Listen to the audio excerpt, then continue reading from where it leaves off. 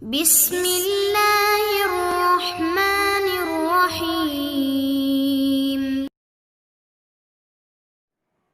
بل هو آيات بينات وفي صدور الذين أوتوا العلم وما يجهد بآياتنا إلا الظالمون.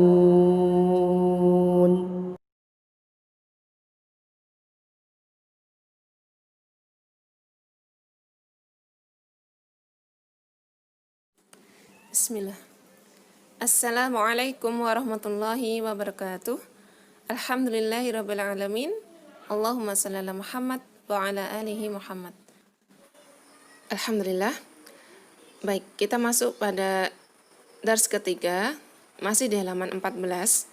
Kali ini kita akan membahas tentang mubtada dan khabar. Sebuah kalimat dikatakan sempurna jika terkandung di dalamnya mubtada dan khobar. Di dalam bahasa Indonesia kita mengenal subjek dan predikat ya. Maka di dalam bahasa Indonesia susunan sempurna sebuah kalimat adalah jika dia ada subjek dan predikat. Nah, di dalam bahasa Arab disebut dengan mubtada dan khobar. Apa itu mubtada? Mubtada yaitu ismun marfu'un waqi'un fi awalil jumlati, atau al-mubtada'u huwa ismun marfu'un fi awalil jumlati, sama ya, yaitu isim yang dirafa'kan atau isim yang marfu' yang terletak di awal kalimat. Al-jumlah itu disebut kalimat. Sedangkan khobar yaitu, di sini saya ambilkan 3 ya. Al-khobaru huwa ismul marfu'ul musnadu ilaihi. Khobar adalah isim yang dirafa'kan yang disandarkan kepada mubtada. Ada juga yang mendefinisikan sebagai berikut. Ismun marfu'un yukhbiru an halatil mubtada'i. Khobar adalah isim yang dirofakkan yang memberitakan keadaan mubtada. Atau al-khobaru ismun marfu'un yukawwinu ma'al mubtada'i jumlatun mufidatun. Khobar adalah isim yang dibaca marfu' yang disandingkan dengan mubtada sehingga menjadi kalimat yang sempurna. Maksud kalimat sempurna itu kalimat yang sesuai dengan kaidah susunannya ya. Lalu dia bisa dipahami oleh orang yang diajak bicara. Ciri-ciri mubtada yaitu marfu', yaitu diakhiri dengan harokat dhammah. Kemudian dia bersifat ma'rifah.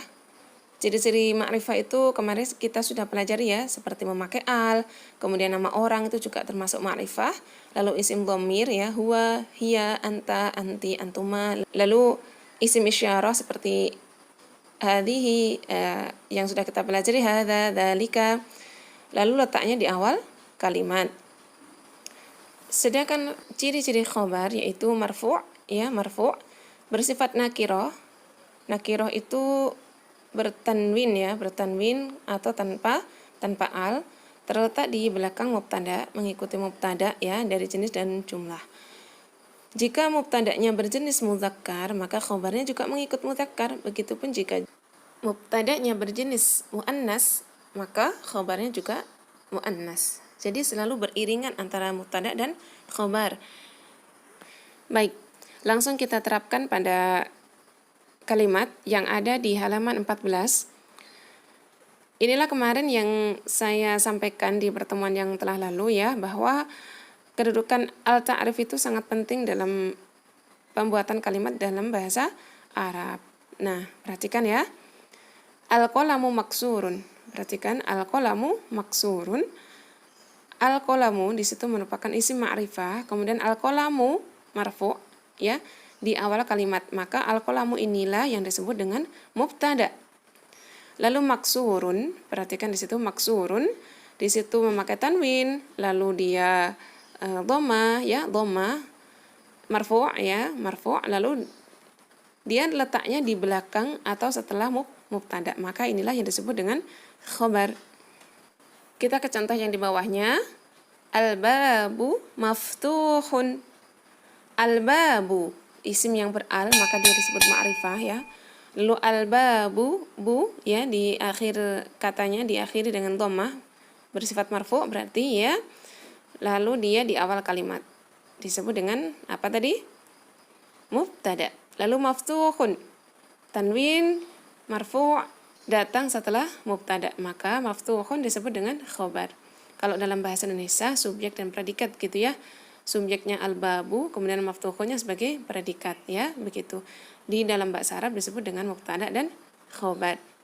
Al-waladu jalisun wal mudarrisu waqifun. Nah, kalau dalam bahasa Arab susunan mubtada dan khobar, susunan mubtada dan khobar itu bisa jadi dalam satu kalimat itu ada dua kedudukan mubtada dan khobar. Seperti yang dicontohkan, al-waladu jalisun, al-waladu sebagai mubtada, jalisun sebagai khobar, lalu wal mudarrisu, al-mudarrisu sebagai mubtada, waqifun sebagai khobar.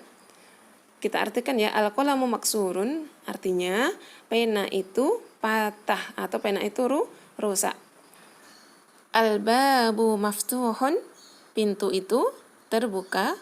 Al-waladu jalisun, anak laki-laki itu jalisun duduk ya. Al-mudarrisu waqifun, guru itu berdiri.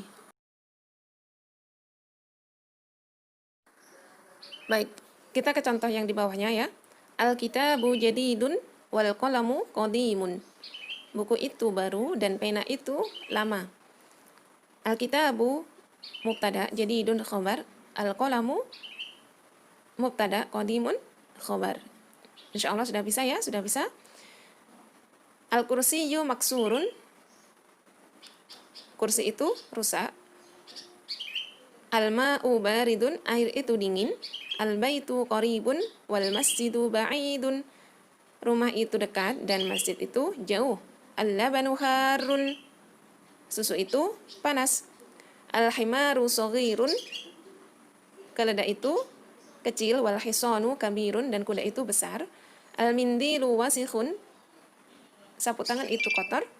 Al-qamaru jamilun, al-qamaru jamilun, bulan itu cantik. Al-hajaru thaqilun, thaqilun berat ya, batu itu berat. Wal waraku khafifun, itu tulisannya kurang jelas ya, nanti dilihat di buku. Khafifun, dan daun itu ringan. Atau warokun selain dimaknai dengan daun bisa juga dengan makna kertas. Jadi dan kertas itu ringan. Al-qamisu nazifun, kemeja itu bersih. Taib. Coba nanti dipelajari, insya Allah sudah bisa ya. Al-ma'u baridun, mubtadanya mana, khobarnya mana ya. Tugasnya dicatat, disertai artinya, dan diletakkan di situ mana mubtada dan mana khobar. Tidak perlu dikumpulkan. Kalau ada kesusahan dalam memahami atau belum paham, silakan untuk mendiskusikannya di grup diskusi atau langsung bertanya kepada ketua kelas. Barakallahu fikum. Wassalamualaikum warahmatullahi wabarakatuh.